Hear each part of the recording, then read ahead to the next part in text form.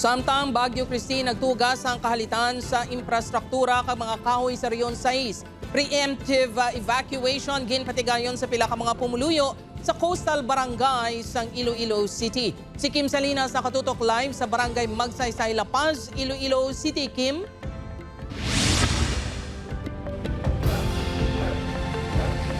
Jert, apisar hindi direkta nga naglandfall ang Bagyo Christine sa rehiyon talalupang doon ang tuga nga ginhalit sini sa gihapon sa infrastruktura kung sa diin linibo ka mga pamilya ang apektado. Ginpaidalom sa preemptive evacuation ang pila ka mga residente sa coastal barangay sa Iloilo City bangod bawaskog ang balod kag hangin dala ni Bagyo Christine. Nag-decide ko nga masayluman kay siyempre may gamay ko nga bata tapos may kabusong pa ko nga bata. Hindi ita mapaktan kaya grabe gidi subong na ng hangin. Temporaryo naman nga wala nalabyan kay nasangaga ang Commission Civil Street sa barangay Our Lady of Fatima Haro matapos matumba ang isa ka puno sang kahoy. Di malas naman ang salakyan niya ni matapos maigo sang natumba nga kahoy. Wala ko ganyan makita. Kita ko lang siya nga pabagsak. Sa isla sang Boracay, pila ka mga puno sang kahoy ang nagkalatumba. May mga establishmento man nga nahalitan kag mga e-trike nga nagkalaguba. Bangod sa buhawi nga naglamay kay inasang kagahon. Samtang sa purok na Minami, Barangay Banago, ginrusdak sang hangin ang apat ka mga balay. Ang amay nga si Luis, palaligban ang mangin kahimtangan sang pamilya Elvina nga padayon nga nagalay ng panahon.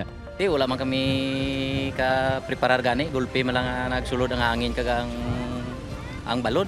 O siyempre, kulba kag kay gulpi lang man na gampak sa imo ang balod kag ang hangin bala, gulpi lang ti sipa bala pader na lublaks pa ning balay ko gani mo. Sa datos ng Regional Disaster Risk Reduction and Management Council 6, naglabot sa masobra 4,600 ka mga pamilya o kung masobra 20,000 ka mga individual ang naapektuhan ni Bagyo Christine sa rehiyon. 45 ka mga balay ang naguba bangod sa mabaskog nga hangin. Parayon sa gihapon nga suspendido ang biyahe sa mga sakayan pandagat kung sa diin masobra 600 ka mga pasahero ang stranded. Kaangay na lang ni Tatay Samuel nga kahapon pa nagtiner sa Parola Wharf. Inantagan mga may panyapon doon sa taga-barangay. Ulat lang sir, tiyaga na lang. Kanselado man ang pila ka flights nagikan sa Manila padulong sa Iloilo kag Bacolod. 4,000 ka mga bulutuan naman sa rehiyon ang nagsuspender sang klase.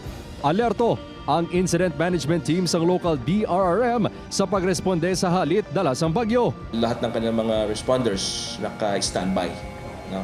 So pati na yung kanilang mga pati na yung mga rescue equipments naka-standby na sila for any eventualities. Apisar sa Luzon naglandfall ang bagyo. Talalupang doon nga tuman kabaskog ang hangin sa Western Visayas.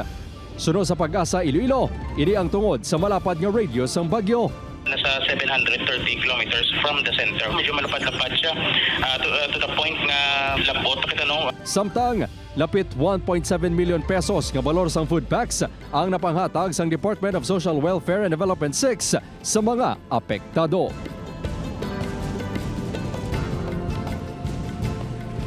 Jert, natalana nga i-clear sang otoridad ang natumba sini nga kahoy diri sa bahin sang barangay Magsaysay Village. Kag abiso sang otoridad padayon nga magaligmat kag magbantay sa latest weather update kag mas maayo nga magpreparar sang bag nga may emergency kit kag pagkaon kag iban pagit nga mga importante nga butang agod mangin handa sa tion sang emerhensya.